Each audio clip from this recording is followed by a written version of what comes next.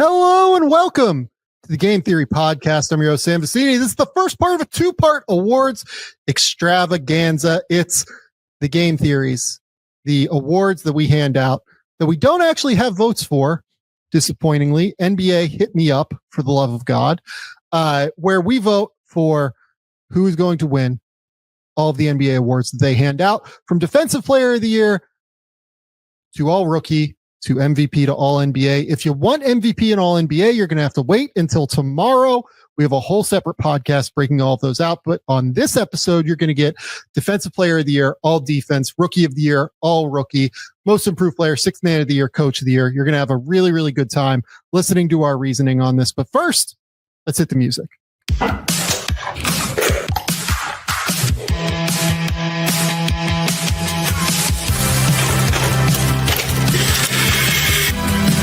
They do have a timeout. Decide not to use it. Way downtown. Bang! Bang! What is this going to be? Wow! Are you kidding me? Hello and welcome to the Game Theory Podcast. I'm your host, Sam Vecenie. But if you watch the tape, what you will see completely orchestrated this game. What's going on, Bryce? What's up, Sam? How are you? NBA awards, we've done this throughout the season, but we finally get the one that actually matters, because these are the guys that are actually eligible. We don't have to say, well, he's kind of on pace, may not be on pace. We know who is eligible for these awards and who is not. And so now we get to talk about them, see where we're at, and have people yell at us whenever we don't have their favorite team's player on our list. Yeah, that part of it is definitely going to happen. And it's not because we're being contrarian or anything. No, it's just the reality of something like this. Yes. I think that certain players have done an amazing job of campaigning for certain awards this year and weaponizing their fan base against, which is their prerogative. If they want to try and win awards, you got to do what you got to do, right? I think that it's just a really weird year because a number of players are not eligible for awards. Yep. Kevin Durant ended up not being eligible. Obviously, Luka Doncic, not eligible. Victor Wembanyama gets his blood clot, not eligible. Anthony Davis. You can go up and down the list, and there are just a number of players that are unfortunately ineligible this season for award consideration due to injury. And then, oh, by the way, we're doing defense here first, right? My crusade here in the first 3 minutes of this episode, my tirade, so to speak, we need to add a minutes qualifier in addition to the games played. It is completely baffling to me that somebody like Chris Dunn, who in my opinion, on a per minute basis this year, has been one of the 3 or 4 best defensive guards in the league. I don't even think there's an argument against it. I think there's more of a case that he's been the best defensive guard in the league this year, as opposed to him being outside of the top 3 or 4. Chris Dunn, despite having played 1,700 minutes this season, not even counting today's game against the Golden State Warriors, is not eligible for awards. And that just feels wrong to me. It just feels crazy because the minimum number of minutes here, in theory, if you play 65 games and 20 minutes per game, you play exactly 20 minutes per game, is 1,300 minutes. Yeah. Let's up that number. I'm comfortable with it being 1,500 minutes, you're eligible for awards, right? But if you hit that 1,500 minute threshold and you play 50 games or something like that, a lower number, I do think you should be eligible for awards. And I think that this is where the NBA has made its most significant error in the player participation policy in regard to award consideration. Yeah. And I think I understand what they're doing here, wanting to get players to play and all of that. And especially for a couple of these awards, it really determines contract things and all of that. But I think putting a number like that on it, then you can let the voters hash out after that. And I guess this is always my thing. If you don't trust the voters enough to care enough to hash out, do you think that a certain player's 1,550 minutes is less valuable or more valuable than somebody's 2,000 minutes, then why are you giving that person a ballot? Like, I'll be completely honest.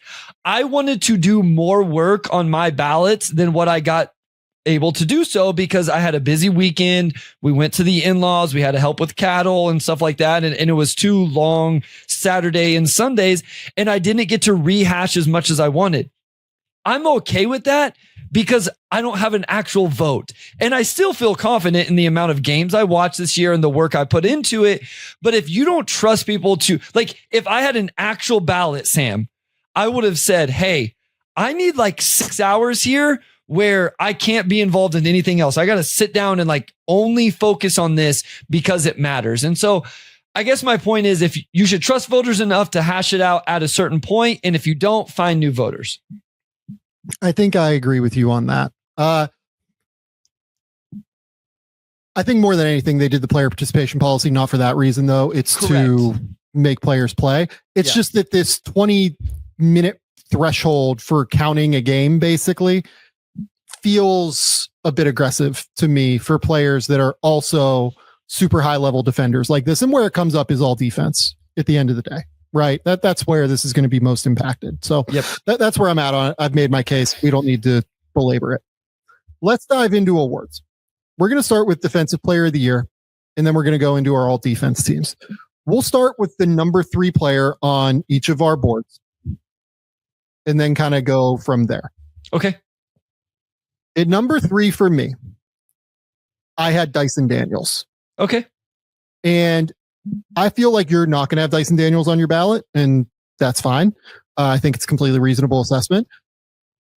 I ended up with Dyson, because, I mean, the turnover forcing rate is like genuinely historic, averaging 3 steals a game. He has been impactful as a player blocking shots. I think he's had a number of really important defensive stands this year for the Atlanta Hawks. He is number 3 among all eligible players in defensive EPM this year. He is they're weirdly better with him off of the court defensively than they are on the court. That's just like a weird number to me. I don't really care about that all that much. I will say the reason he doesn't win the award, despite the defensive number production, right? Where I think outside of Wemby is averaging the most stocks per game this year at 3.7. There are matchups and moments where he does get taken advantage of. We've talked at length throughout the year. Like, we've seen Cade catch him. We've seen a lot of other guys like catch him throughout the middle portions of games, right? But just the way that he's able to wreak havoc off the ball offensively, and it's not just getting into passing lanes. He covers so much ground defensively across the court and across the back line. He will make rotations from like one corner all the way across to the other corner in help in order to get back, because his team is scrambling, and he never quits. He never fights. He covers ground in such a unique, elite way. He never like takes the easy way out with like switches unless there's like a strategic reason behind it. I think that he is such a monster off-ball defender, and he is disruptive on the ball. I don't mean to say that he's a bad on-ball defender. He's a very good on-ball defender. I just think he isn't necessarily at the level of like OG Anunoby on ball defensively or Amen Thompson on the ball defensively. I think he's just like that next tier down, but he is a genuinely elite off-ball defensive player. So when accounting for all of those things, I did decide that he was a first team all defense guy.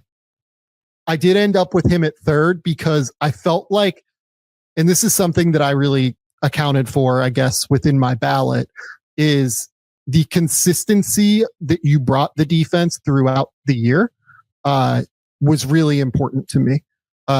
Being the guy that you were from game 1 all the way through to the end of the year, I thought Dyson Daniels was among the most consistently excellent high leverage defensive players this season. Yeah, I feel bad whenever we get into these conversations because I don't know that there's a bigger Dyson Daniels fan than me with his overall game. And I feel like I've consistently pushed his offensive growth. We gave the Hawks a ton of kudos for making that trade and what he is for that team. Here's my problem is I don't think I value the steals enough, but I definitely don't value them as much as everybody else. And this is just like, I think my background in the game of basketball, and still, to be honest with you, Sam, adjusting to what is valuable in the NBA game. You know what? I've never thought about this from your perspective. Yeah. Like when you played at American. No. Did you guys have a hyper aggressive defense or were you a shell defense? No, I've only been a shell defensive player and coach. There we go. My high school coach, we literally shell drill was the most minutes in a practice schedule.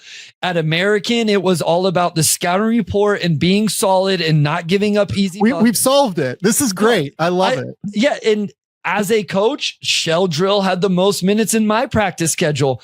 I really I went from coaching that to a pressing team, and it really struggled I was an assistant coach doing that. It absolutely is, Sam. And I feel myself slowly adjusting to what it matters in the NBA, but I'll just spoil it. It's why I would value Lou Dort over Dyson Daniels, because if you tell me that I have Lou Dort to just go guard the other team's best player at the point of attack and be solid, I would take that. And I don't know that personal preference should be part of this, but since we're doing a podcast, I'm going to allow it to sink in a little bit. See, this is the thing about defense, and this is why this award is so contextual. And I think this is actually an important conversation to have within the context of voting for all defense. What your role is in the defense changes across the board for every team. Yeah. That's why voting for an award like this, you can't just use numbers. I'm sure that I don't know what Lou Dort's EPM is defensively. I would guarantee it's lower than Dyson Daniels is. You know what I mean? It's because he doesn't impact the box score quite as much as Dyson Daniels does. Correct. And it's why you can't necessarily look at the on-off ratings as gospel. You really have to watch and understand what they're doing within their scheme and why they're being tasked with it within their scheme. So to me, Dyson taking on tough assignments, being that guy that scrambles around defensively and really helps. They lose Jalen Johnson this season. That's another guy that's at least athletic. He's not a great defender yet necessarily, but helps them cover ground defensively, at least compared to the guys that they, played, especially in the middle portion of the season, right after he went out and before they acquired the 3 guys they acquired at the deadline. I just feel like this is why, I care what the numbers say.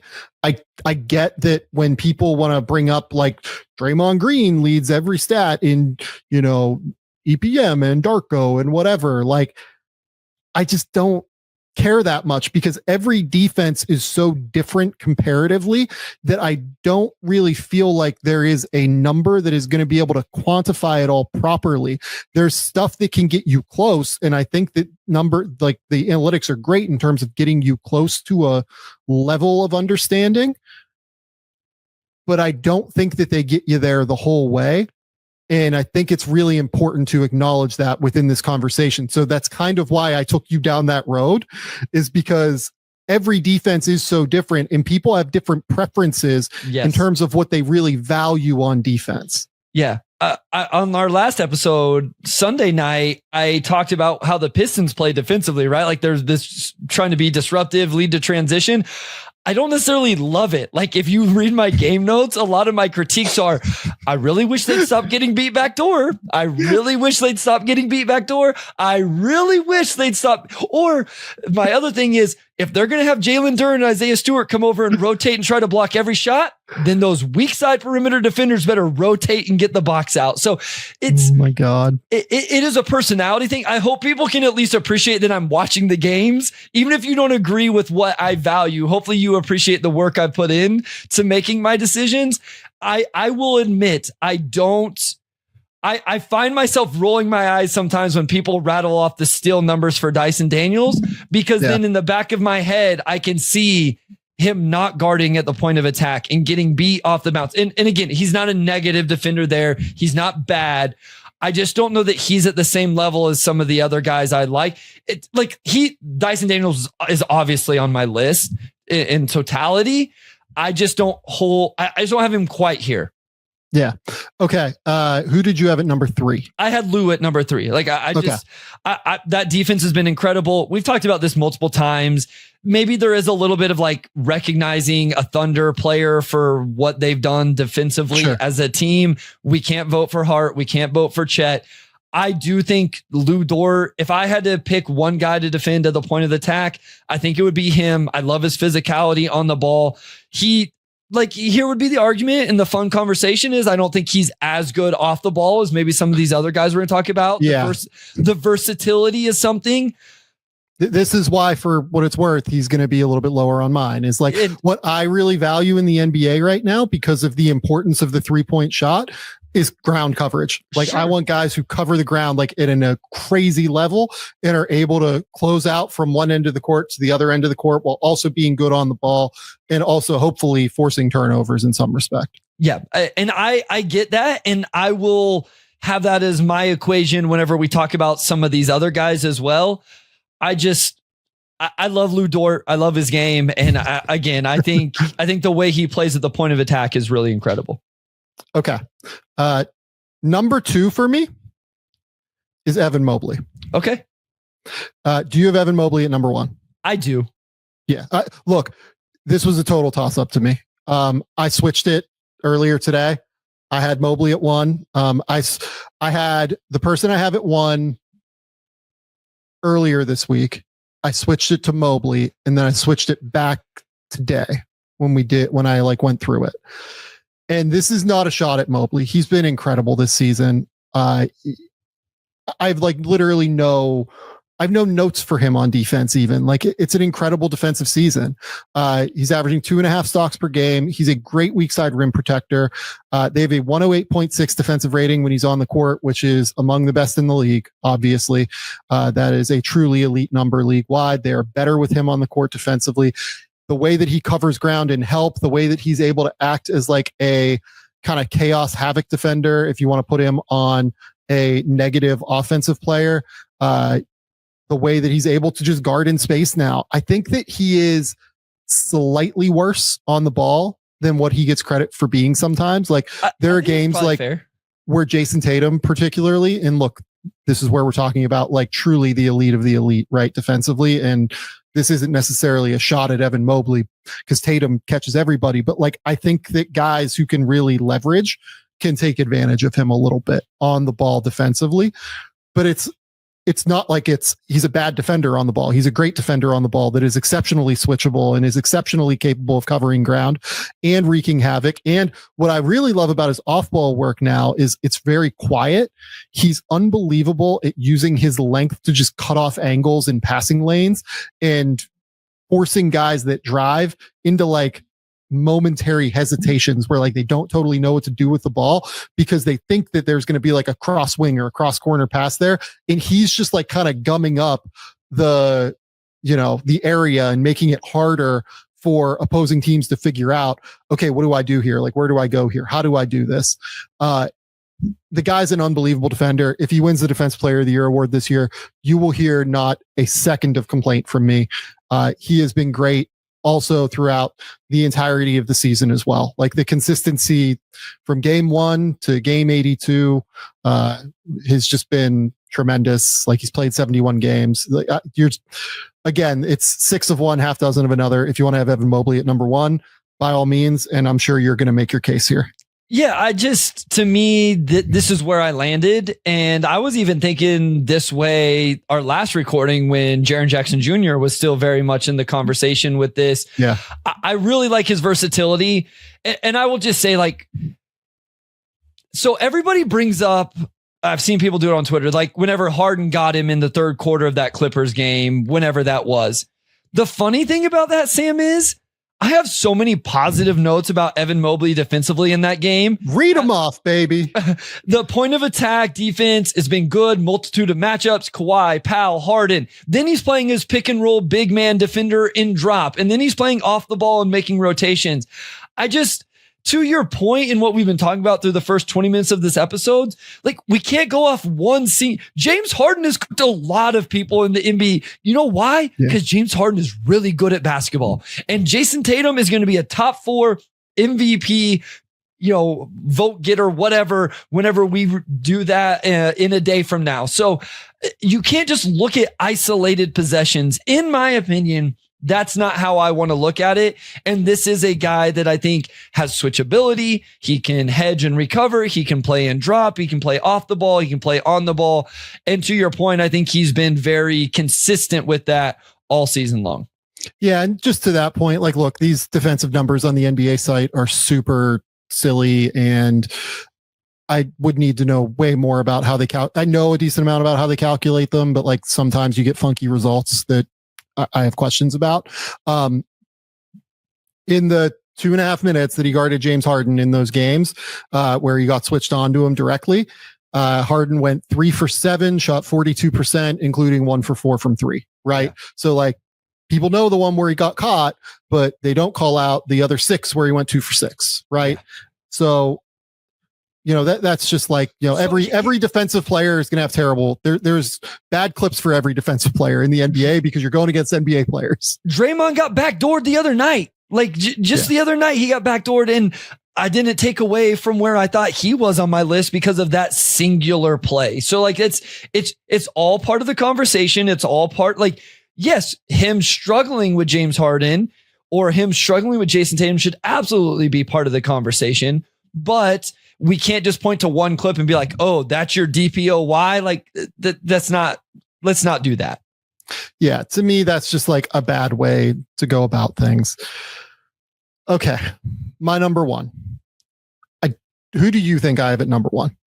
I mean, I hope it's who I had at number 2. So yeah, I have Amen Thompson. Yep. Amen Thompson this year was definitely the best perimeter defensive player in the league for me. The way that he is able to cover ground is just unbelievable. Look, they're 4th in defensive rating. When he's on the court, they jump up to where they would be 1st in defensive rating, tied with Oklahoma City. I think they'd be tied with Oklahoma City. So his numbers and impact on the game, just absolutely amazing. He is the quintessential person that I think does every part of defense well, actually. Sure. He is a great on-ball defender. He is a great help defender. He is great at making plays defensively. Averages 1.4 steals, 1.3 blocks. He is elite as a wing player at crashing down and blocking shots as a weak side rim protector.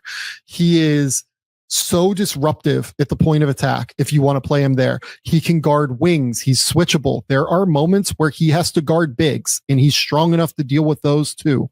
It doesn't happen all that often, but it does happen from time to time. I love the way he plays help defense. I love the way that he plays 1-on-2 on the backside. I love the way that he is able to just impact the game with his sheer athleticism. When he's out there, and this goes for Asar too, who, by the way, is just not eligible. Otherwise, he would also be on an all defense team for me. There isn't another player in the league to where when an opposing player has the ball, or even when the opposing team is out there on the court trying to get what they want offensively, they just feel sped up because of his athleticism. They feel rushed. They feel, I don't want to say panicked, because NBA players rarely get panicked really, but he creates more of those situations than I think any other player in the league right now, because of the way that he's just like havoc incarnate on that end. You have to always know where he's at and take into account where he is on the floor. And I think that's ultimately that's what defense is about, right? Can you disrupt the other team? Like this is to like your Dyson Daniels point. Like, even though he may give up some things I don't always love, he is disrupting the other team's offense with the disruption he's making. It's what I think Lou Dort does at the point of attack with his physicality. I think he disrupts plays. Like if you really watch, he'll deny, and what Amin does it across the board. It's almost like if you took Lou Dort and Dyson Daniels and put them together. That's what I think of Amin Thompson, because he can do things at the point of attack. He can do it off the ball. He can be disruptive. He can be solid. And when you can change the decision making, when you can change the math of the offensive player, and you can watch a game and see that he's doing it, that's when you know you have something special. So I felt like I wanted to give it to Evan Mobley just because throughout the whole season, he's kind of been right there. But listen, I've had him in. I've kept my voting all year long. I've had him in, third, second, the last 3 votes. So like I'm right there with you. Like I haven't been far off with thinking this right there with you. I think that the easiest way for me to phrase it is that he has been the most complete defender to me this season. That's probably fair. Sure. The ground coverage, the on-ball point of attack stuff, the help side plays, the general like playmaking, getting out in transitioning defense to offense, which is critical. He does it all. Like, to me, he's the most complete defensive player that played in the NBA this season. I love him on that end. Where do you think? You don't think he actually wins it, do you? I think he'll. I don't know. I'm kind of done predicting voters on the all defense stuff, because we think he'll definitely be first team. I don't think he'll win it, but I think he'll definitely be first team. If he doesn't make first team, there are people who need to have votes removed. I will just say that. Look, if you want to have, like, again, I said earlier, like, if you want to have Evan Mobley at number 1, I'm 100% for that conversation. If you want to have Dyson at 1, I can't get there, but I'll hear it out based on like the playmaking. I will also hear out this player. So Draymond Green and Ivica Zubac are my other 2 players that made first team all defense. Same. So here's my issue with Draymond Green this year defensively. And it goes back to the idea of I want to reward guys who did it over the course of the full season. Yeah. I thought that Draymond Green was the best defender in the NBA for the first like 15 games of the year. Yep. I thought that he was not great for the next like 40 or so. I thought he was good, not great. And then I thought he was the best defender in the NBA very clearly for like the last 25 games of the year. Like, I don't even think it's close, to be honest with you. I think he is so far and away the best defensive player in the league at the end of the season right now, to where he is dominating games defensively. I mean, that completely tracks with how my votes. I had him third in our first voting. And remember, that's when Wemby was still available. In the next 2, I had him in like the other category. And then now I have him on my first team as well. So I'm right there with you. Ultimately, if you want to account for the fact that if you just care about defensive dominance and you care about the fact that he's the best quarterback defensively in the NBA in terms of like calling out communication, calling out coverages for his teammates, calling out everything that he's supposed to do and that his teammates are supposed to do and making their lives easier while also wreaking havoc on the opposing team, I'll completely hear that out. I personally went a different way. And I tweeted like a couple of weeks ago, I was like, yeah, like I think there are 4 or 5 better defenders this year than Draymond Green. And over the totality of the season, I do still believe that for what it's worth. But if you want to just make a case purely on for 40 games, this guy was the best defensive player in the league. And like his peak was higher than anybody else's peak this year defensively, in my opinion. I'm okay with that, I think is where I landed. Yeah, I'm with you. Like he's been incredible. That team is they're 7th in defensive rating this year. And there's no questioning, no wondering anything who the anchor of that defense is. I mean, I think it should be Jimmy getting added obviously helps that defense down the stretch. And maybe it just re-energized things in general for Draymond to have somebody with the intensity that Jimmy Butler plays with. So I'm cool with it. I very solidly had him on my first team. I felt pretty good about my first team all defense overall. I hate some of the names I have to leave off my second team all defense to your point earlier. But I will say I did not consider Draymond as like I felt pretty good about Mobley and then Amin 1-2. I did too. And then it was like, obviously we very much vary between Dyson and I had Lou on my first team. And then it was like Lou, Dre, Zubac. Like I wanted them on first team. I could put them in any order, type of thing. Yeah. And on Zubac, He was the anchor of the number 3 defense in the league this year. Exactly. He was so good in drop coverage this year defensively. He was so good at cutting off drives. He is so good at being just enormous. Like we talked about this on the last episode we did yesterday.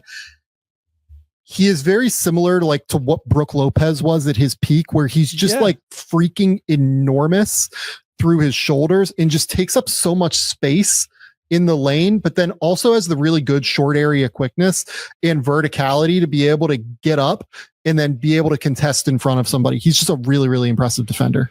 He's always in the right spot. As I went back through my notes, every game that I watched and took notes on, Zuba always in the right spot. Not flashy, but he's in the right spot. Dominates the paint. You're going to have to score over him. You're not going to get around him or anything like that. And to your point, he's so physical. Scoring through him is not necessarily an easy option as an offensive player. And listen, if Chris Dunn was eligible, right, like he probably pushes him off. And maybe then we're like, okay, are we getting 2 Clippers on this list? This is the 3rd best defensive team in the NBA, as you mentioned, right there behind Orlando. Obviously, OKC had everybody by a little bit. He's had an incredible season. I have a feeling his name will at least come up a little bit later as well. It will. For me, it definitely will. Okay. Second team all defense. I had Lou Dort. I have Jalen Williams. I have Tamani Kamara. I have OG Anunoby. I have Jaren Jackson Jr. Jaren Jackson Jr. makes it based on the totality of the season. Obviously, Memphis has kind of fallen off of a cliff here late defensively. But he went from being the guy that we had for defensive player of the year down to second team all defense, right? I don't think it's a situation where he should fall off of the all defense team. That's how because of the way that they closed the season. They still ended up as a top 10 defense, top 11 defense in the league this year. And he is still just awesome at rotating around, helping all of his teammates, being able to guard in space, being switchable, and providing a significant impact. It's just that I think once the injury happened and also once the team around him kind of fell apart, again, the Brandon Clark injury, as we talked about in the last episode, really, I think hindered their defense as a whole. Another thing I do want to call out is the Jake LaRavia trade. I think that LaRavia really gave them a lot of flexibility on defense to be able to have different kind of matchups. His size and ability to take different kinds of players was really useful for them. Yep. I kind of wonder if moving him and the double whammy of the Clark injury, really kind of crushed their defensive season this year. Yeah, I agree. And I was right there with you where, quite honestly, I felt kind of comfortable not having him on first team, which is crazy when he was right there, second in voting in the last 2 or whatever, second on my list in the last 2. I just felt like it went down enough over the back stretch. And I was already kind of leaning Evan Mobley over him for actual DPOY, but I was like, I considered for a second, do I keep him on here? And I'm like, yeah, if I had him second for what would be half of the season in the middle portion, then that's enough of a stretch of good, along with still being solid the rest of the year to at least be second team. Yeah. For Oklahoma City, we've talked about Dort, just the best on-ball defender in the league, probably. We haven't talked a lot about Jalen Williams. Did you have Jalen Williams on your all defense teams? Yeah. So the only differences we're going to end up with is I had Lou and then I had Dyson as my second team. And then I had Rudy and did not have OG on my list. So, okay. But yeah, I definitely had J-Dub with the versatility he brings, right? In terms of being able to take matchups when necessary, because we know that team has so many guys that can take the primary matchups, but also then the off the ball defense that J-Dub provides. Yeah, fair enough. I don't have a lot of, beef with that. I mean, with J-Dub, I thought it was important to get 2 Oklahoma City Thunder guys on this team, but B, I think he makes it on his own merits based off of the flexibility that he brings you defensively. He's really good as a help defender. I think he's a pretty underrated communicator, it feels like, just watching their games. I think that he is kind of constantly making sure, everybody communicates on that team, but I think that he also does a very, very good job of making sure that everybody kind of knows where they're supposed to be when he's on the back line. I didn't feel that bad about not having one of these guys on first team, if only because I do think that Hartenstein and Chet are their two most impactful defenders on a night-to-night basis. They're the two guys that like really allow these on-ball defenders to get hyper aggressive and physical at the point of attack in the way that they are, between Case and Wallace and Alex Caruso as well get thrown into this mix. Shai Gilgeous-Alexander is one of the better, like, backline, help defenders who uses his length and kind of flies around in help regularly. But I do think that Jalen Williams' ability, to be able to guard up the lineup. There was a stretch this year where we had to guard centers when all of their bigs were out. Yeah. And guard down the lineup to guard point guards. Like, he is among the most switchable defenders in the league. And that's why I went with Anunoby as well. Anunoby's defensive play this year was ridiculous, especially down the stretch. I thought he was outstanding for New York as they kind of went more toward this like Tibbsy model when Jalen Brunson went out. Him being able to take on the toughest assignment every night, regardless of position. They're not getting what they thought out of Mikal Bridges defensively. He's had to be even more critical to this team than maybe what they expected on that end. Given the way that they finished defensively, where they ended up as a top 15 defense in the league, actually, sure. I think it was basically on his back, to be honest. And it was important for me to end up kind of recognizing him as an elite defender. I don't dislike it at all. I mean, we've talked a lot about, whenever we previewed that Pistons-Knicks playoff series, that he would be an important part, especially on the defensive end. So I think OG being here is fair. I'm really interested to get feedback from people, what they think about the number of bigs make our team, because we kind of had this conversation recently as well in terms of the way the NBA is going. It's about ground coverage, right? And OG is definitely one of those guys. And, I think people like with Gobert, for me, making it on it, it could age poorly if he gets played off the floor in the playoffs. We discussed that on the recent pod as well, that could be a chance that the Lakers are able to do that. But this is regular season awards and conversations. It's not the playoffs.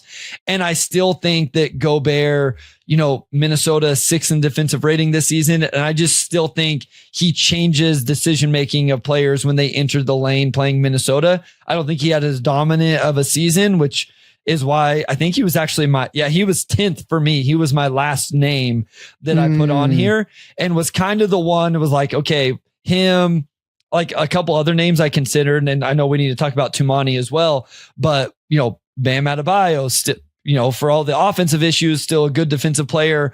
Definitely. Giannis, OG, those type of names. I ended up going with Gobert in my last spot. Yeah, no, I don't have much of a beef with this, to be honest with you. I think that Gobert and Bam were actually my last two names as well. Okay. I thought that they both were outstanding this year defensively. Kamara, I had Kamara because he's just been tremendous as a flexible defender who takes on tough assignments and consistently gets stops between the charges that he takes or the ability to get into passing lanes. He's just a monster on that end. He's an absolute monster defensively. I think he had a terrific season this season defensively. And, we're probably going to shortchange him by not talking about him a ton, but just a tremendous year. Dylan Brooks is another guy I considered. Derek White, another guy I considered. Trying to think of anybody else. I think those were like really the guys that ended up getting consideration. Chris Dunn and Isaiah Stewart, guys that very well may have made these teams if for the fact that they had been eligible at the end of the day. I'm trying to think of like anybody else here that stands out. I think what's crazy is Orlando finished second in defensive rating, and we haven't been able to, there's just not a name you can really come up with there, partially due to eligibility stuff. I mean, entirely due to eligibility because Jalen Suggs played 35 games and, KCP played 76, but it just hasn't been the best KCP season in general to me. Goga is probably the name worth considering here. And I do think Goga has had a great defensive season, but now that I think about it, he's probably not even eligible because I don't think he played 20 minutes per game in enough games this year. So he barely averaged over 20 minutes per game this year. He played 69 games and barely averaged over 20 minutes per game. There's no way he's eligible. Yeah, it's crazy. We need to, please, I beg of you. I beg of you, all of you in the league office, create a minutes played counter. For the love of God, just create a minutes played thing. And look, if it was 1,500, Gogo would still not be eligible, right? Yeah. And I would be okay with that. But like, give these guys a chance based on the minutes played factor as well. Yep. Okay. Before we move forward, let's talk about Prize Picks. Prize Picks is the best place to get real money sports action with over 10 million members and billions of dollars in awarded winnings. Prize Picks makes daily fantasy sports accessible for all. And man, we just love being able to play daily fantasy sports over here on the Game Theory podcast. And we're absolutely going to have another pick for you guys here for these play-in games. Let's pull it up now. We've got Jaren Jackson Jr. We're going to go with the Memphis and Golden State game. We're going to go Jimmy Butler over 29.5 points, rebounds, and assists. This one, I'm going to tell people, please make sure that he is playing because he has like a little knee thing, and I would imagine he's going to play through it, but get a feel for the health. We're going to go over Jaren Jackson 15.5. He's been great defensively this season. We're going to go Draymond Green over 3.5 assists. I think that they're going to try and get the ball out of Stephen Curry's hands as much as possible. That's going to lead to short roll opportunities for Draymond Green, potentially some high level passes. And then Ja Morant over 19.5. I know that we talked about the fact that Ja Morant and Jaren haven't quite gotten their synergy together yet. I just think the numbers here are so low. Like Jaren, you're getting 15.5 when he's averaging 22 points per game. And then Ja Morant, you're getting 19.5 when he's been the guy that's gotten the ball a crazy amount late in the season. This is going to pay you nearly 2-1 if you end up winning this one. I love this. Go out, go to Prize Picks. And when you sign up, you need to use that code Game Theory because look, playoffs are here. There's never been a better time to cash in on your favorite sports. Don't miss your chance to cash in as the league's best fight for playoff positioning. Download the app today. Use the code Game Theory to get $50 instantly after you play your first $5 lineup. Download the app today. Use that code Game Theory, and you're going to get $50 instantly after you play your first $5 lineup. Prize Picks, run your game. The second sponsor today, MITOPURE. When I'm out on the road, I like to go to the gym in the morning, but I also don't sleep super well. But with MITOPURE, I'm feeling stronger from my workouts. And most importantly, I'm feeling like I have the energy and can recover quicker from my workouts. MITOPURE is a precise dose of the rare postbiotic urolithin A. It works by promoting an essential cellular cleanup process that clears out dysfunctional mitochondria, aka your cell's battery packs. MITOPURE is the only urolithin A supplement on the market clinically proven to target the effects of age-related cellular decline. Awaken the strength, power, and resilience already in you with the first and only supplement clinically proven to rejuvenate health at the cellular level. Timeline is offering 10% off of your order of MITOPURE today. Go to timeline.com/game theory. That's timeline.com/game theory for 10% off of your order of MITOPURE. Okay, time for rookies, Bryce. All right. This is weirdly the one where I feel like people are going to get most angry because people really connect with their young players. And that just tends to be what happens, right? Yeah, sure. I went pretty vanilla. I'm not going to lie to you. I have Zach. Go ahead. Okay, go ahead.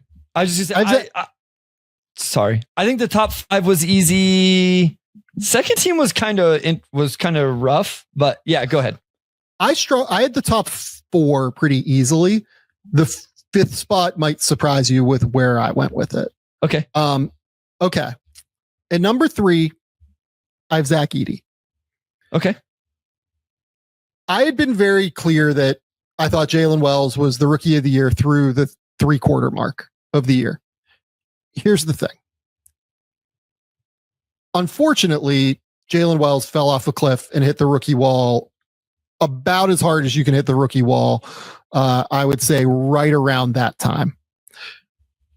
Over the course of Jalen Wells' last 17 games, he shot 33, 26, 82, and averaged 7 points per game. Yep. So I ended up removing him from my top 3. Sure. I think Edey has probably been the most impactful rookie for the Grizzlies this year at the end of the day. I think that his size on the interior does at least present problems. They have struggled to defend with him at times because of his size and ball screens, and I think teams are starting to figure out how to take advantage of him. But more than that, he's averaging 9 points, 8 rebounds. Throughout the course of the year, I think he has consistently been the big out of the 3 bigs that I really have loved in this class, from him, Kel'el Ware, Donovan Clingan. I'm like not even really considering Alex Sarr a big right now, even though he plays center, because he just doesn't do big man things, right? Like he will block shots from the weak side, and he just doesn't finish at the rim, and most of his cool stuff is on the perimeter. He's kind of acting more as like a 4 in like a Jaren Jackson mold, as opposed to being like a true big. But I think that Edey has been like the most consistently good of that trio to me throughout the course of the season. They're figuring out how to utilize him in ball screens throughout the latter portion of the season as well, which has been pretty fun. If you look at the rebounding numbers over the latter portion of the season, it's just like comical what he's been doing to grab the ball. He is averaging 15.7 rebounds over his last 6 games of the year, which like smallest sample, not even a tenth of the season, right? But it has just been a monster on the glass to some level. Awesome player, and has been really, really impactful this year. Edey is definitely on my first team all rookie. There was no question with that. Like I said, I felt, for me, my top 5 was, I don't want to say easy, but I felt good about it. I kept Wells at number 3. I feel like Sure. I had Wells, I had him 3rd in the first iteration. I had him 1st in the next 2. I think to me, just being a rookie that's starting for a team that's in a playoff hunt, taking the primary defensive matchups like he did all year, whenever we look at it from a season perspective, like I completely understand, like his fall off over the end of the season was enough that I didn't even consider him for rookie of the year. That came down to a conversation between the 2 guys. I assume we both have 1st and 2nd. Yeah. But it wasn't enough for me to completely take him off here. I don't have any issues if people want to have him 4th or 5th. But I felt comfortable still having him on first team for sure. Again, similar to DPOY, this came, and honestly, MVP tomorrow. This came down to 2 names for me at the top. So obviously it's Castle and Rissa Shea at 1 and 2. Yep. I'll just reveal now. I have Castle at 1 and Rissa Shea at number 2. I do as well. So both of them were excellent throughout the back portion of the season. Rissa Shea, over his last 34 games, 15 points, 3.6 rebounds, 1.3 assists, shooting 52, 42, 72. Steph Castle, over his last 35 games, 18 points per game, 4.7 rebounds, 4.6 assists, shooting 46, 30% from 3, which is the bad number, and then 72% from the line. I think that Castle's defense is better than Rissa Shea's defense. I think they're both actually really good defensive rookies, to be honest. But I think that Castle's ability to really guard on the ball and be like a motivated help defender is better than the havoc that Rissa Shea kind of induces off the ball just by being 6'9" and mobile and fluid. I think that Castle's on ball ability is just better than Rissa Shea's on ball ability by a pretty good margin. Even though I think Rissa Shea's off ball ability is a bit better than Castle's off ball ability. Look, honestly, if you want to pick Rissa Shea, I'm for it. The reason that I went with Castle over Rissa Shea is that I thought that Castle's start to the season was a bit better than Rissa Shea's. I thought Rissa Shea for the first half of the year was like really, really bad. Was really, really rough. He averaged 10.5 points, 3.6 rebounds, shot 40, 28, 71. And while I did always say while we were watching him, he looks like he knows how to do the right thing. He looks like he knows where he's going. He has a great sense for how to play off the ball. He's great cutting ability. And you saw that really come through as the shots started to fall later in the season. The first half of the season was just really, really rough to me. And I thought Castle's first half was just a little bit more impactful and a little bit stronger. Yeah, I agree. I think the combination of Steph being able to do some of the playmaking and some of the role he got put in there where, the turnover numbers can be rough whenever you look, especially like if you push it out to per 36. I went to per 36 minutes just to kind of equalize some of the numbers, just to see what guys would look like. But the scoring, the playmaking, and then the defense as well. I know Ricochet shot the ball better in totality on the season, but we know he can go through stretches. For what it's worth, like I'm excited for both of these guys. I was a big Ricochet guy all process and kind of held tight to how I felt about him, even where he had a rough into his last season and a lot of people dropped him. The other thing I want to say, like just real quick, guys, this award has nothing to do with what these guys are going to be 5 years from now. This award is about what they did in their rookie year. This isn't a 2024 NBA redraft. We're not saying this. I mean, we may. I will say this: like, I would take Steph 1 and Ricochet 2 if I was redrafting. But so in this scenario, but like, just because I have Jalen Wells 3 doesn't mean I think Jalen Wells is going to be the third best rookie 5 years from now. If I could have Jalen Wells or Jared McCain, I would probably take Jared McCain based off the sample size we got from him. So I just want to be clear that this award has nothing to do with future projections and only regular season. Now, if you disagree with that, like fine, but sometimes we get comments like, hey, you guys are going to look silly whenever so-and-so is not even. Well, that's not what this award. Go look at all of the all rookie teams, and actually, you guys really should because it's a lot of fun. And it's pretty funny. I did it with Sam one time, and we wasted 20 minutes doing it. Yeah. Okay. So we've talked about Wells. We both have Wells, first team all rookie. Yeah. I'm fascinated to see. Okay, I wondered if. Yep. So I've Donovan Clingan. It came down to Clingan and Kel'el Ware for me. Okay. It did not come down to Sar. I did have Sar, so that's interesting. Yeah. So Sar has been great to close the season, but even in his great moments, he is still so woefully inefficient around the basket that it craters what he's doing. And he's not a good enough shooter to make up for it. Sure. So while the flashes, and I would still take Sar at 3 in a redraft, to be clear, I really like Alex Sar. I think I would take Sar at 3 still. I'm pretty sure I would take Sar at 3. Like, I just think that the cratering inefficiency around the rim really hampers everything that he's trying to do. In addition to he doesn't have a way to score right now that is efficient, even though he's averaging 15 points a game. Like Steph Castle can get to the rim. He can get to the foul line. Ricochet can score off the ball. He can find different avenues. I don't think that he really has that ability right now, Sar. So that's why he's second team. Clingan, to me, I think that Clingan's, since they entered the starting lineup, right? Like both of these guys, Clingan and Ware. I feel like Clingan has been a little bit more impactful on like winning basketball because of the defensive end of the court. I still don't think Ware is very good on that end of the court. Whereas Clingan is like pretty impactful in terms of being able to play drop. He's awesome with his angles. He's like a savant in terms of being able to figure out how to play in drop and how to like use his size to its highest advantage. He has like a real chance to develop into an all defense guy if he like really works on getting into shape and like continuing to maximize what his body can be.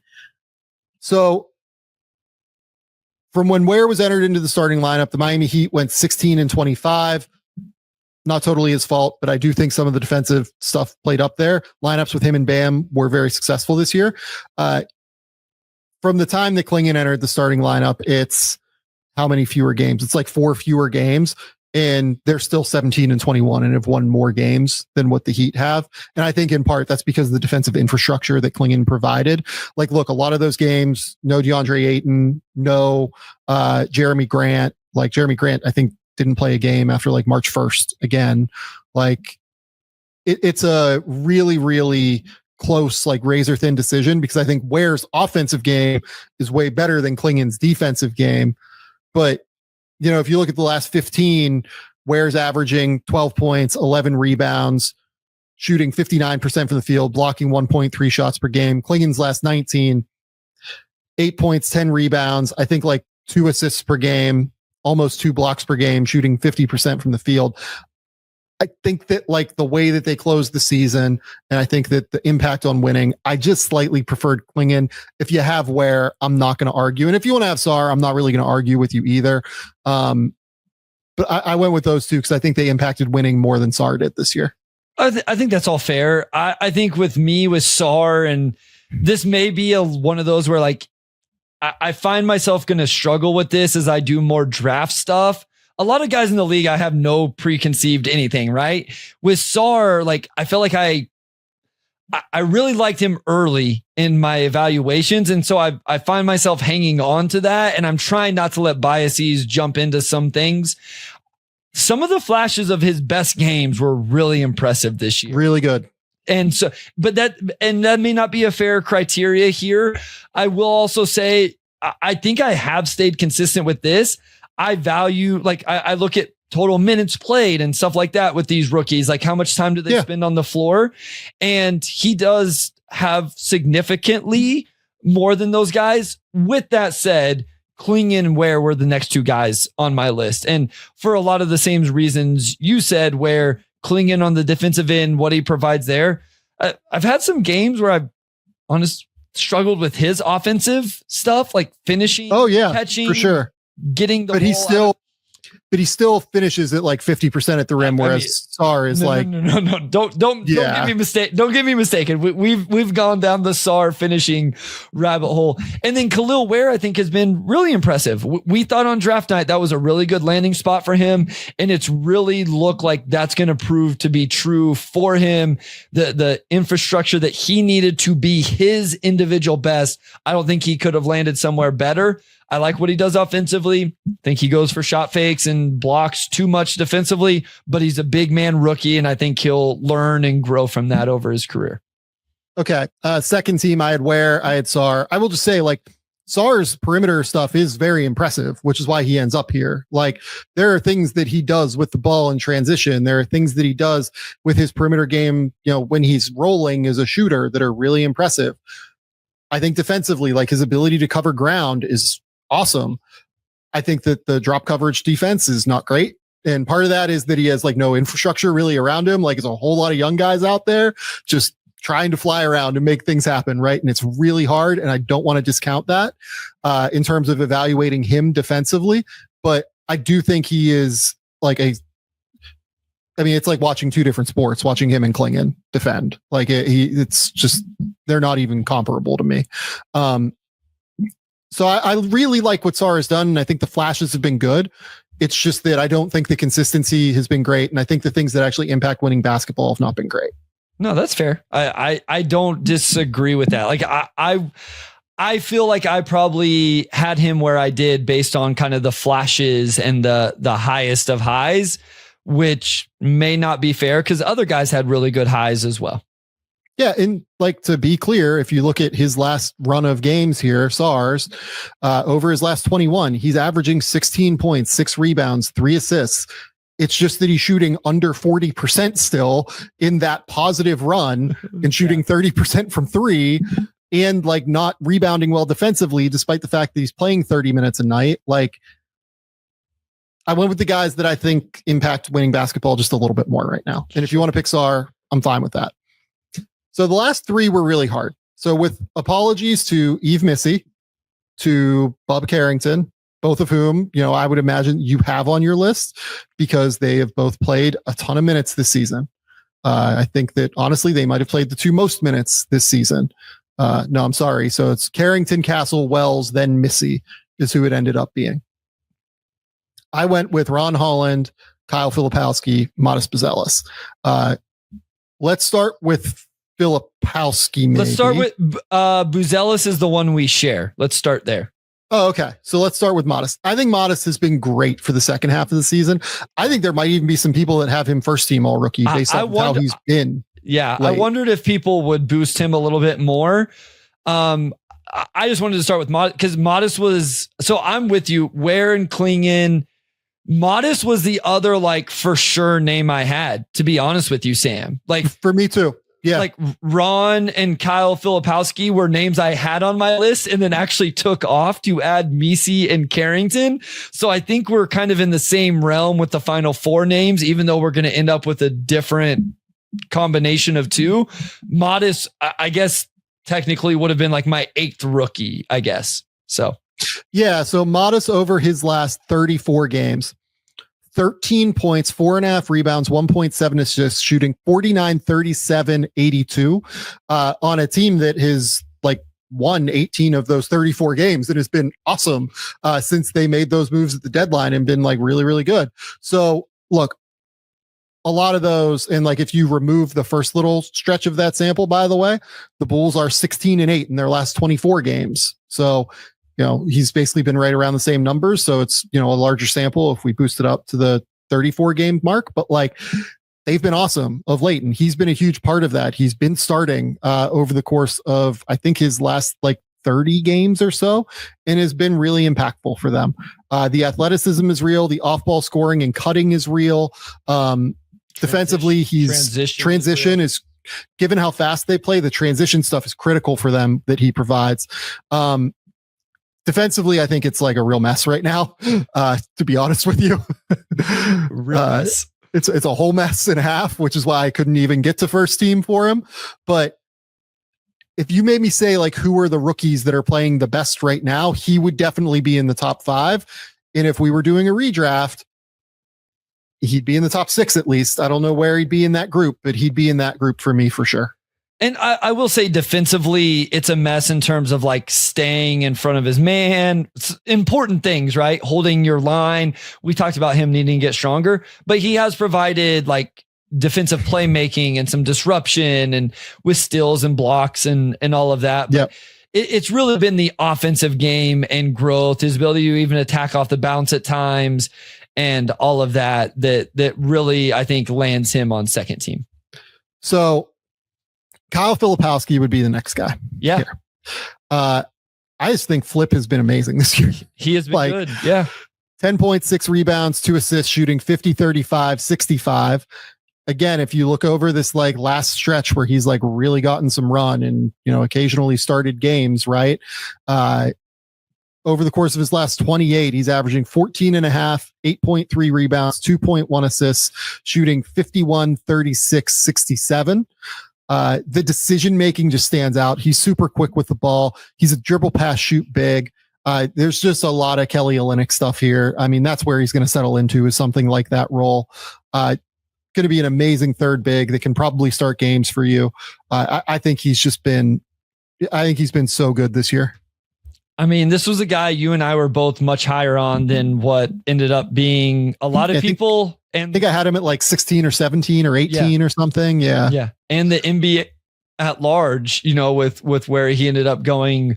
But I had him a little bit higher actually. So I looked like a fool on draft night, but I think right now he would be a first round pick for sure in a redraft based off what we've seen. And I still am confident in his ability. His skill level offensively is something I'm confident in. And I feel like we've seen that this season. And Ron Holland is the last one. I gave it to Holland because that dude has been in the rotation for a winning team all season. Yep. And like he has not left the rotation for them. He's played every game except the game that he got suspended for. He's been a super high character defender. He's provided energy. He's provided attitude for a team that like needed it. The addition of him and some of these other guys, plus the leap Cade took, is why they've gone from 14 wins to 44 wins this year. 40, is it 44 or 45? I can't remember. I'll be honest. I'm bad.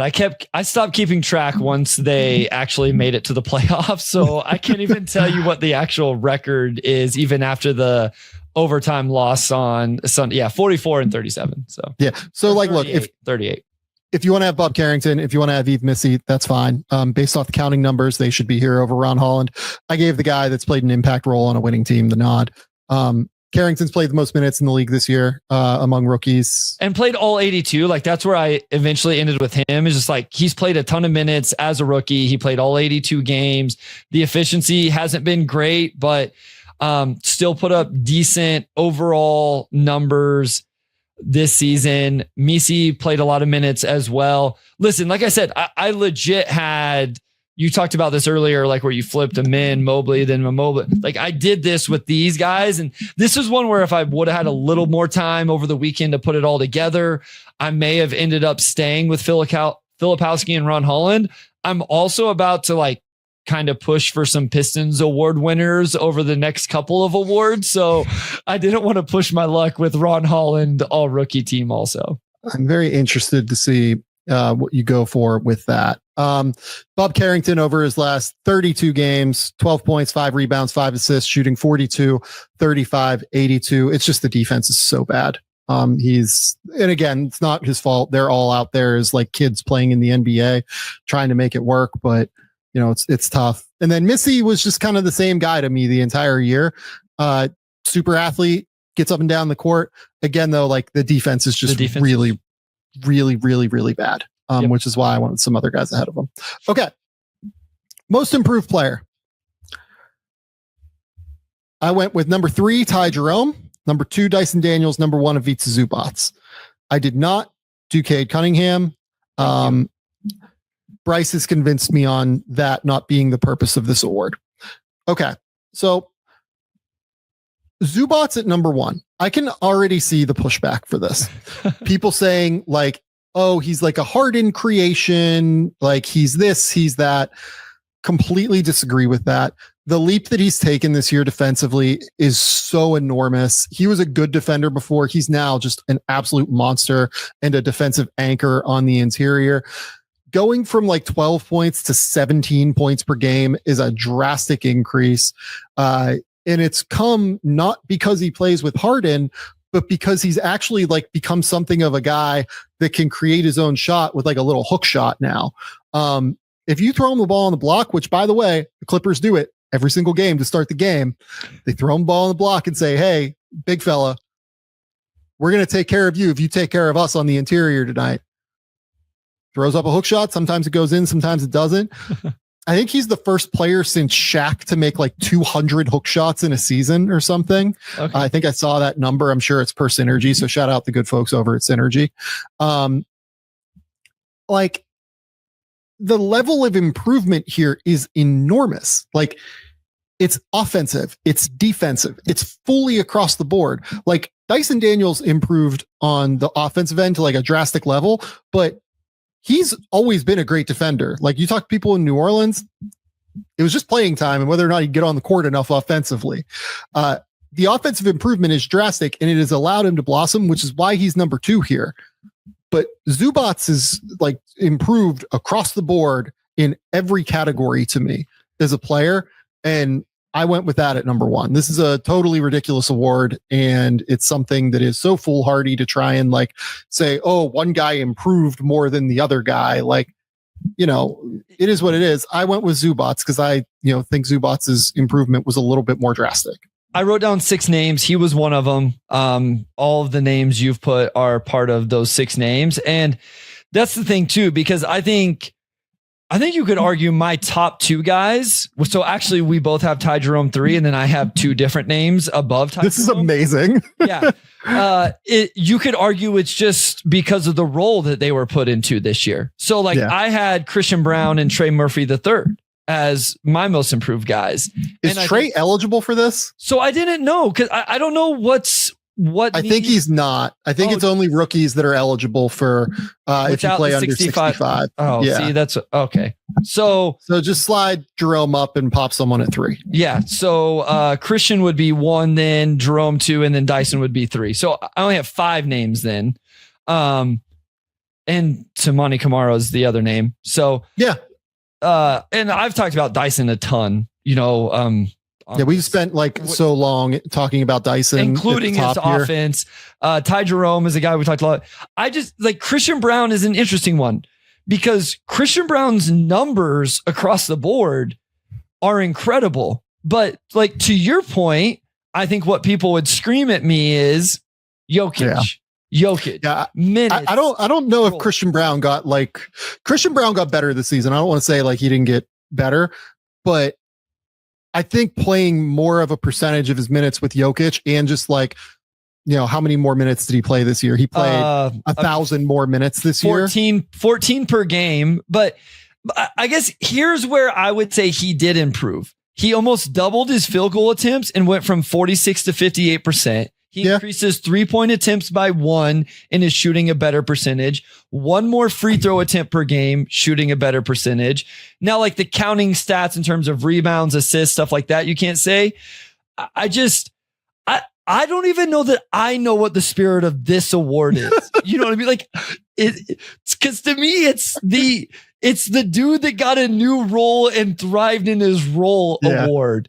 And I don't even think I love that that's an award, but you know what I mean? Like, I don't care enough to decide what I think this award should be. I just know that Cade Cunningham shouldn't win it. Sorry. See, this is almost why I like Zubats as the winner, because it's not like the role is different. That's fair. He's just better this year. Like that's what. Yeah. No, sure. Like we're gonna talk about All NBA tomorrow.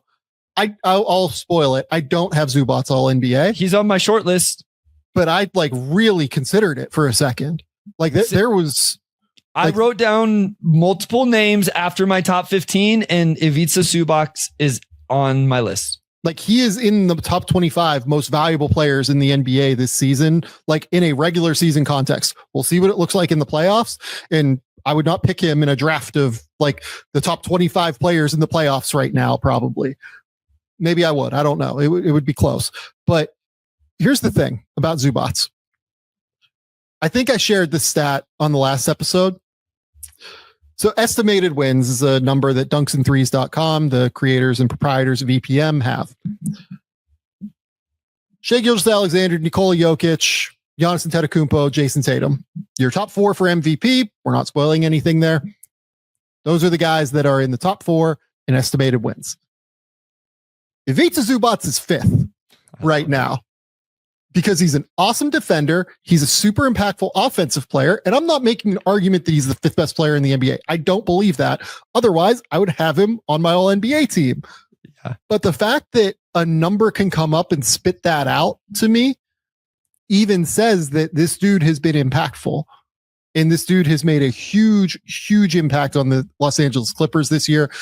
And as they've closed the season on this crazy 16-3 run to close the year, maybe 17-3 now that the Nuggets game has ended, or not the Nuggets game, the Warriors game finished.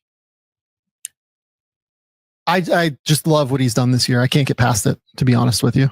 No, he's been, again, I only wrote down now 5 names for this award, and he's one of them. So, and like, I wouldn't even argue.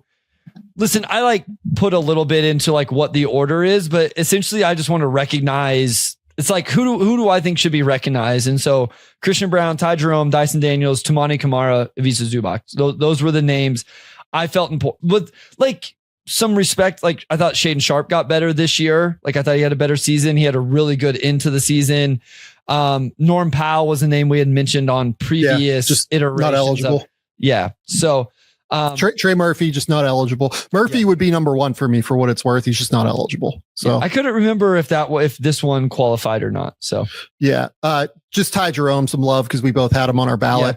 In his first 5 seasons in the NBA, so Ty Jerome was drafted in 2019, which is freaking crazy. He played 159 games. He'd never been a rotation player consistently, really, right? Sometimes like for a portion of the season in Golden State, for a portion of a season in Oklahoma State, like there were times where he was in the rotation, but never did he play like a full season, right? Over those 5 years, he averaged 7 points, 2.6 assists, 1.8 rebounds, shot 42, 35, 82. This year, Ty Jerome is averaging 12.5 points, 2.5 rebounds, 3.4 assists in 20 minutes per night, shooting 52, 44, 87. And he is the leader of what I think is the best bench unit in the NBA. Yeah. That's real improvement to me. Shout out Ty Jerome. I think he's worthy of this. He's been big. He's been huge, and he's been a lot of fun. I enjoy watching him as a basketball player too. Like just the way he gets stuff done, the nuance he plays with, and kind of the interesting little pace that he has to his game. He's been a lot of fun to watch this year. And yet I couldn't get him on my sixth man of the year ballot, which is disappointing. Same. Sixth man of the year. I have Malik Beasley at number 1. I have Peyton Pritchard at 2. I have Naz Reid at 3. I went with Beasley over Pritchard because to me, Malik Beasley is more important to what the Detroit Pistons do than what Peyton Pritchard is. Like Bryce said, a genuinely historic shooting season this year from 3 from Malik Beasley. He's completely changed the offense when he's in the game for the Detroit Pistons. Shooting 42% from 3 on over 10 attempts per game, right, Bryce? It's like something insane like that. It's just like the volume here is just like completely bonkers. While I pull it up, it's 9.3 attempts per game, and he's shooting 41% from 3. He's averaging 16 points per game.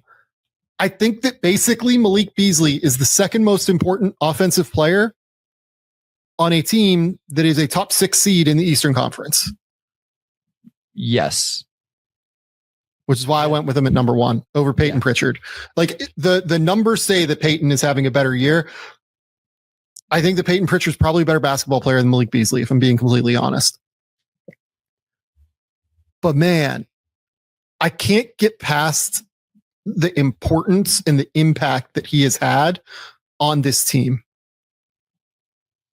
Yeah, I think to make the argument for Malik for 6th man of the year, that's what it is. It's that, and this isn't Peyton Pritchard's fault, but that Peyton Pritchard is the 6th most important player on the Celtics. And again, that's not his fault, but Malik has, again, at least offensively, is the 2nd most important. They run so much through him. He's so important to what they do. They run actions for him over and over and over, coming off screens.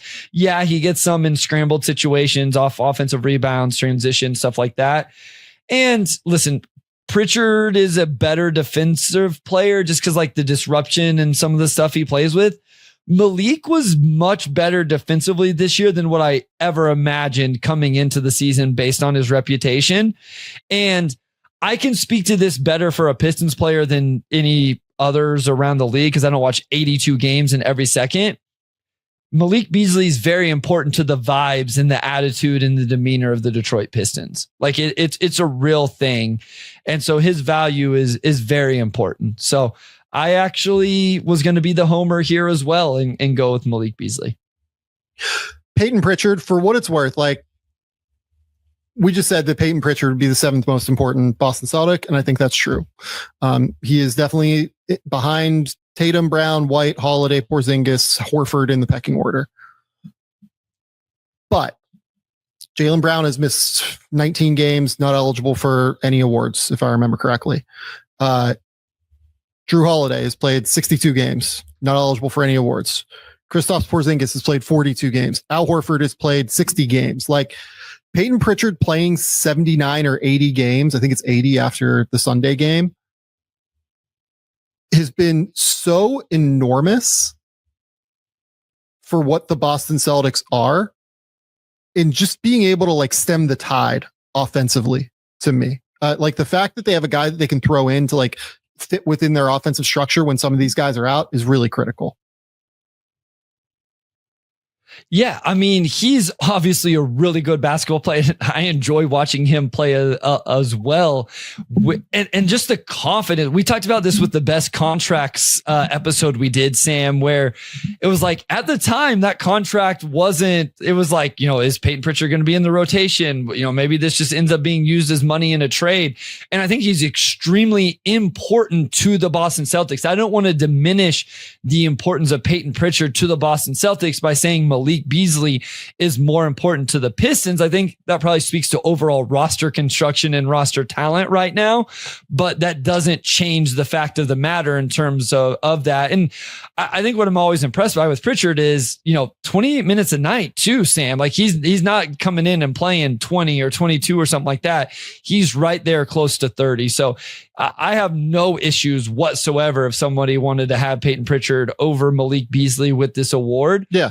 I think for me, it probably is those two at 1-2, and then Jerome versus Naz Reid for 3-4. I think that's probably true for me. DeAndre Hunter also got like a quick notice for me, but I went with Reid. I feel like people are like underrating like who Naz Reid is. Kind of. And look, like, I'm not going to argue that he hasn't been inconsistent. Like, he has been inconsistent, especially since Randall has come back, right? But you just look at like what he's actually done over the totality of the season, because he had that crazy run, like in the middle portion of the season. Like, he's averaging more points, more rebounds, more assists, a better assist to turnover ratio. He's shooting like slightly worse from three and from like field goal range, but by and large, like, it's not like there's like a catastrophic difference. Like, his true shooting percentage has dropped by like 1.5 points this year. I get that there's been inconsistency, and honestly, I get that like Dante and Nickeil Alexander-Walker have been really important parts of the Minnesota bench as well this year in terms of how they've turned their season around.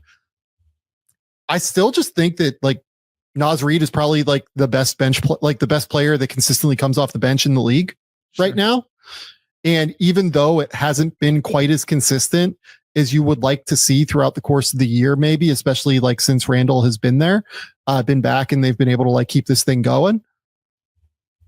I still think that like even over that like inconsistent stretch, he's still averaging like 15 points and 7 rebounds and like being super, impactful and aggressive over his last like 30 games, like 15.5 points, 7.4 rebounds, 3.1 assists, shooting 43, which is not great, but 34, 75.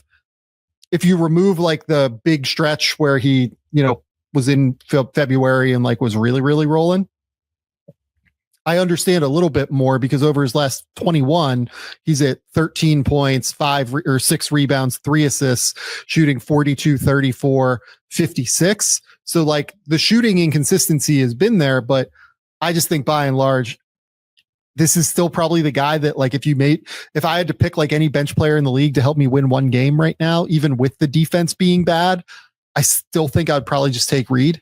Yeah, that's probably fair. I will say DeAndre Hunter would definitely be in the mix as well. I guess I looked at his and saw he only had 64. So then I did remove him, and 6th man of the year doesn't have that qualifier. So got confused between most improved and 6th man of the year. So Hunter would definitely be in this conversation for me as well. I think it does, but I think that he got to 65 on Sunday, didn't he? He didn't play Sunday. Oh, so maybe he didn't. Maybe it doesn't count. I don't know. Maybe we're just like totally screwed up on all this. Who knows? But regardless, I went with Naz Reid. You had who did you have at 3? I had Jerome with Naz Reid right behind him, and then Santi Aldama was another name I had there.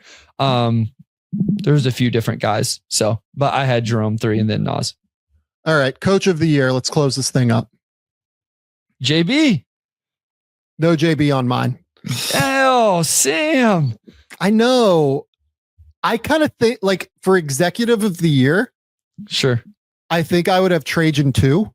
I didn't do an executive of the year. I would have Pelinka 1 because you got fucking Luka. Like, I feel like Pelinka is going to win executive of the year because Nico Harrison like lost his mind momentarily. But like, I would probably have Trajan 2 because I really like the way that he built the roster. And I think JB deserves a ton of credit, and he would be in my top 5 for sure, along with Ime Udoka, who I also don't have on this.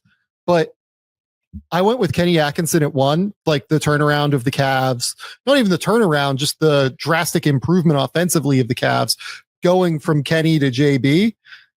And I think that this is like a prime example of sometimes you just need a change, right? Sometimes you just need something different at a certain time from a coach, right?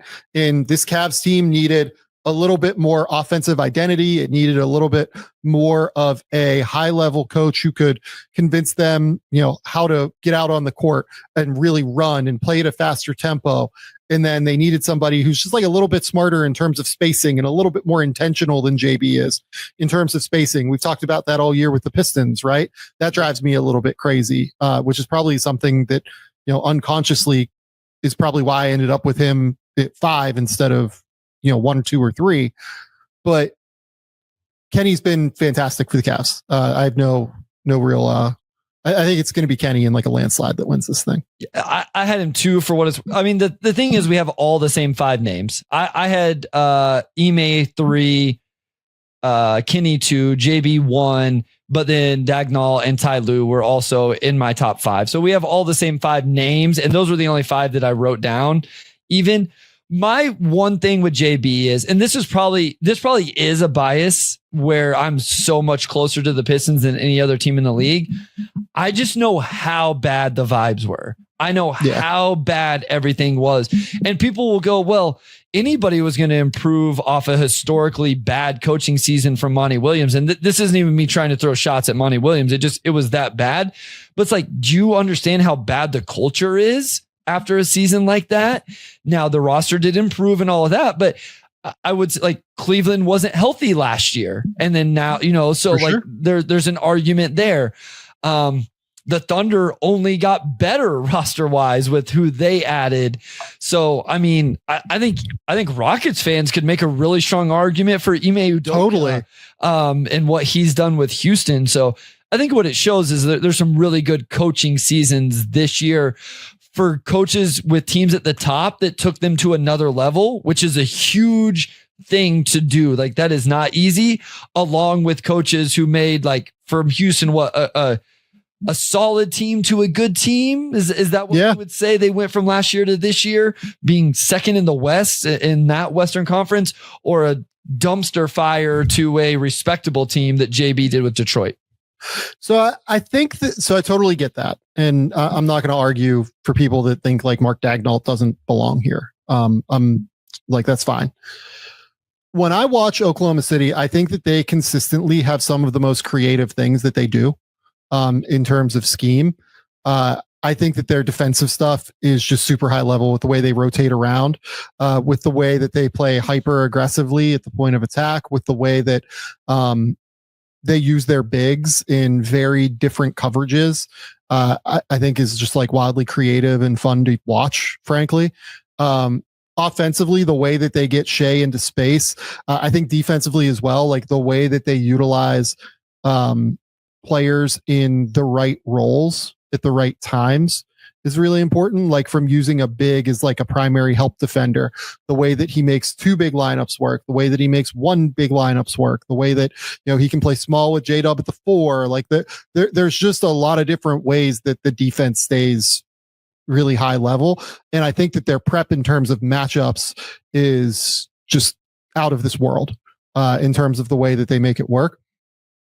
And then offensively, they're just like wildly creative in how they utilize space and how they find different guys in different spots, how they get Shea loose into the advantageous matchups that they want Shea into.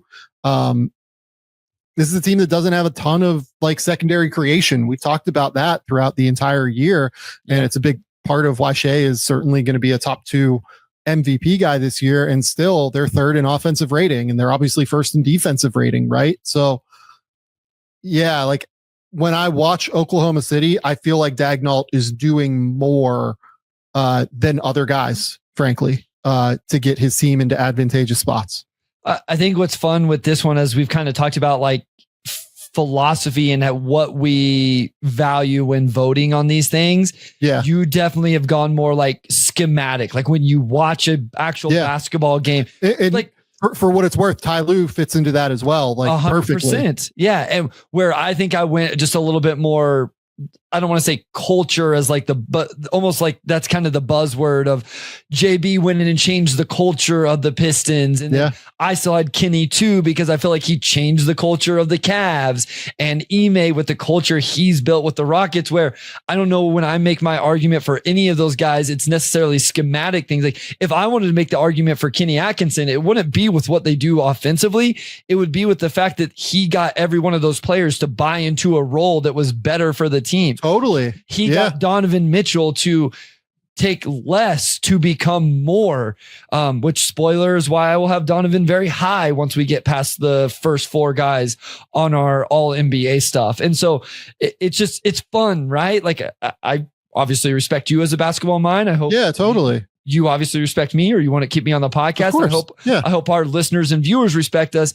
This is what's great about sport, right? Is two intelligent people that work really, really hard at this can have different views on something as simple as coach of the year and how they kind of decide their order. I will also say all 5 of these teams are top 10 in defensive rating that we chose. Or maybe Cleveland finished right out. No, Cleveland's top 10. Yeah.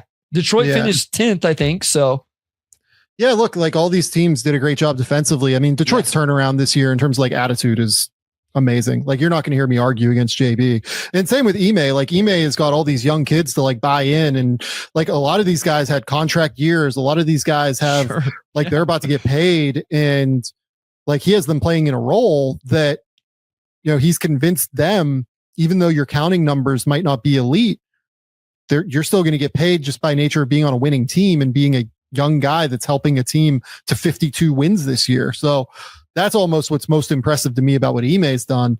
I mean, Ty Lue has just dealt with injuries and different lineups throughout the year. And the way that he coaches defense, the way that he gets guys into space offensively, the way that he's built this team around James Harden at times and Kawhi at times, and then built the defense with Zubats anchoring on the interior. And then, you know, obviously the front office has done a great job finding guys like Dunn and Derek Jones and, you know, implementing that defensively. I think Ty's done an amazing job this year too. Yeah, no, I agree. I mean, we talked about it on the preview episode for the playoffs that, you know, Ty Lue in a series could really be a huge X factor, you know, on the sideline going up against the Nuggets. So, yeah. Okay, Bryce, tell the people where they can find your work. Tell the people what's going on. Yeah, at Motor City Hoops on Twitter, on Blue Sky, the motorcityhoops.substack.com. Check that out if you're interested in the Pistons Knicks series. We'll have a ton of coverage, written stuff, my notes, my analysis, video breakdowns, all of that. Pistons Pulse podcast. If you want some audio, otherwise, right here, Game Theory podcast with the Sam Vecenie. Go to The Athletic. Keep me employed over there. We're going to have a bunch of great coverage covering the playoffs, I'm sure. What else do we got? Go hit the subscribe button on the YouTube channel. It really helps grow the show. It really helps get everything in order for us as we try and continue to get this thing up to 25,000 subscribers. Hopefully, I'm hoping by the end of the playoffs here, or maybe even by the end of the month. Who knows? We've 17 days left, and you know, you guys have been great at subscribing. It's been 6,000 subscribers added over the course of the last month. We appreciate everybody for coming in and listening and, you know, interacting with us for sure. We had to pre-tape a couple of these just because I'm going to be traveling again out to LA to go see some pre-draft workouts. I'm crazy busy on Monday as well. So unfortunately we're pre-taping these, but like, we hope that you enjoy them. We hope that, you know, you at least understand our takes on awards and where we're at on these things. We will be back tomorrow with MVP and All NBA. We did that as a separate show because otherwise, look, we've gone for a fucking hour and a half already. This thing would have been a 2.5 hour monster. So we hope that you guys stay connected. Hit the subscribe on the YouTube channel, on the podcast feeds, whatever you can to support the show. We appreciate it. Until next time, we'll talk soon. Bye.